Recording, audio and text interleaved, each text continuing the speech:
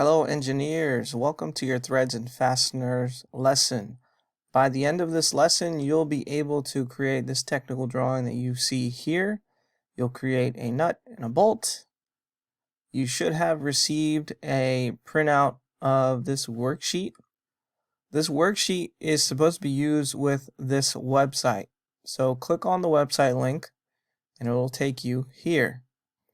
On the website, there's audio that I want you to listen to. So for example, I'm just going to click it for a few seconds. In this section, we will learn about threads and fasteners. Okay, so this website is going to guide you through learning about threads and fasteners. And you'll click on the next button when you complete one of the sections of the worksheet. So for example, question 1 says, what is the key point? It says threads are, and you're supposed to complete the sentence there. So let's go to that. So threads are represented by thread symbols, not by a realistic drawing. So that's kind of why it looks like this on the technical drawing. Doesn't look like the actual threads of the bolt. And let's see, if we go to a drawing, yeah, Autodesk Inventor can do this, but we would have to install an extension or an extra app to make it look like that. That's really unnecessary. You're going to learn everything you need to learn about threads by studying this website that I gave you. And the worksheet is pretty straightforward. Just follow along with it. So like number 2, it says fasteners include. So on page 1, let's go next. It says fasteners include, and you just fill that out. Bolts and nuts, set screws, etc.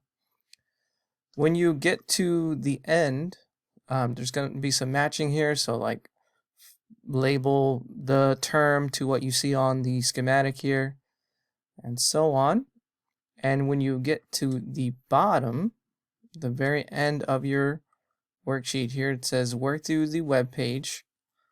On number 7, the metric thread nodes, there's like a fill out a form thing on there. I want to see you do that, and I want you to show me on your screen so I can sign off on it on here. But you're going to end the actual lesson by creating 3D models of this bolt and this nut using this information. So this is UNC information. So we have it says 1/4-20 UNC-2A. Now, what does that mean? Let's go to the schematic that explains that. Let me find it on this website.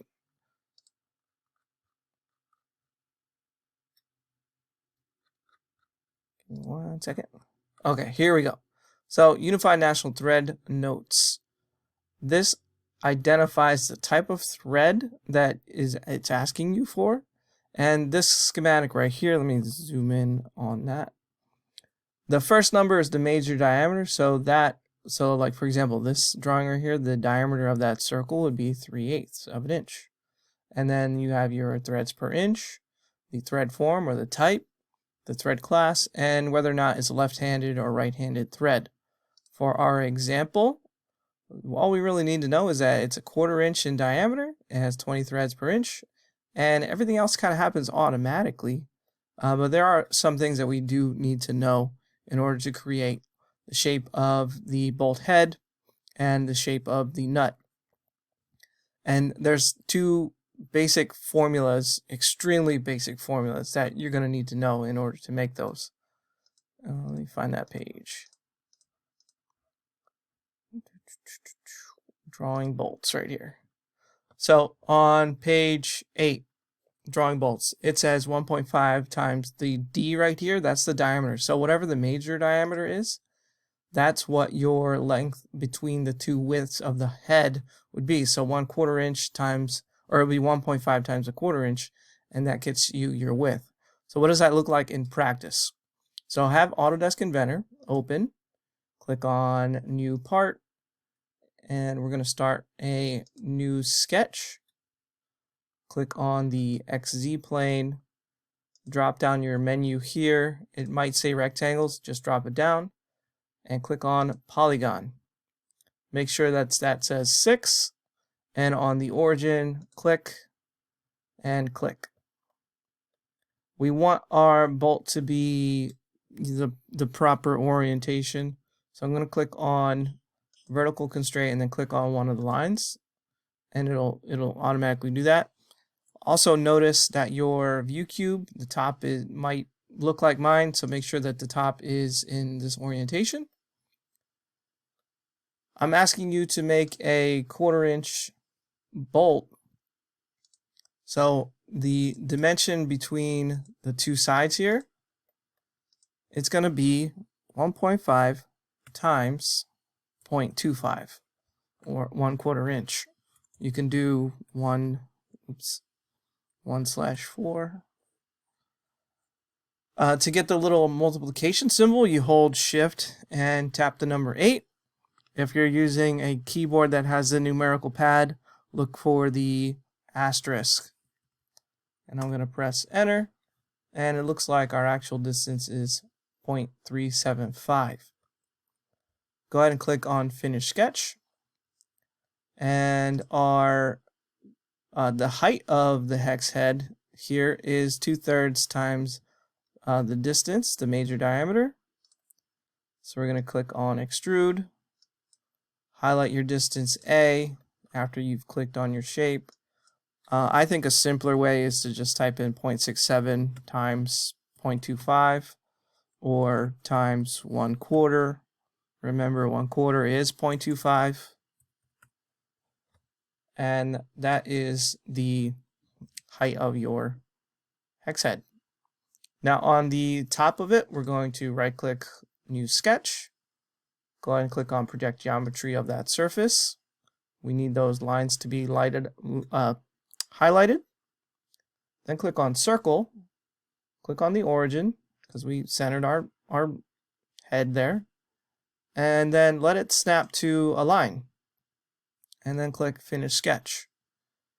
Now here's a really cool feature that I discovered while learning how to create these bolts. Click on Extrude and then click on the circle. Now you're like, what the heck's going on here? We're going to click on the advanced properties, change the taper to 60 degrees, and then there's this neat button that says intersect. So I'm going to click on intersect. And let me just click on the front view to show you that it should automatically go as far as the height here. If it does not automatically do that, then you click on the 2 button right here. You then click on the bottom of the head. And then you click OK. And now you have a beautifully chamfered bolt head there. Now this could be the nut, or it could be the bolts. We're going to go ahead and make it the bolts, and then we'll repeat the process to make the nut, but we'll put a hole in there. So now on the bottom, I'm going to right click New Sketch, and you should know the major diameter is 0.25 or 1/4. Oops, 0.25. For the diameter, click on Finish Sketch, then click Extrude, and extrude that down by 1 inch. Now to create your threads on the shaft here, click on the thread feature, and then click on the cylinder, and it should automatically create the thread that we're looking for. So the type is going to be ANSI unified screw threads. Size is 0.25, designation 1/4 20 UNC. That's where we get our note from. And the class is 2A, and it is a right-handed screw. This drop-down behavior, you can leave it on 1 with an offset of 0. The offset, check this out, if I type 0.5, it'll not put threads between the bolt head and the end of the bolt. So leave that on 0, or if you wanted to put it on 0.25. Either way, I don't care. I just want you to learn how to do this specific task here and putting it into a drawing and being able to read thread notes. So that's what I care about the most. Click OK, and then save this as Bolt Practice. I'm going to name mine Bolt Practice 1 because I've done this a few times. Save it. And we're not going to select the material for this. You'll select the material in a different activity. Then let's make the nuts. So we're going to go File, New Part, and start a new sketch, and we're going to repeat the process essentially. Okay, so start with a polygon with 6 sides, and let's see if this is horizontally constrained or vertically constrained. Yes. Okay, from side to side, that's going to be 1.5 times 0.25 because that's our major diameter. That's where I got the 0.25 from. And then again, for the height, that's 0.67 times 0.25. Or if you wanted to be, if you wanted to follow it by the book, it's 2/3 times 0.25. And then repeat that again with making a circle on the top. So project geometry, because we need those lines highlighted. Put a circle, draw your circle, make sure it touches the line edges, click on Finish Sketch, click Extrude, click on the circle only. For your advanced properties, your taper is going to be 60 degrees. This taper might change depending on what they are asking. And then click on the Intersect button and click OK. Now, since this is the nut, we're going to then right-click on the bottom and click Circle. Click that origin, make the diameter 0.25, Finish Sketch, Extrude. You're going to cut this through. So through all, cut, no taper, click OK.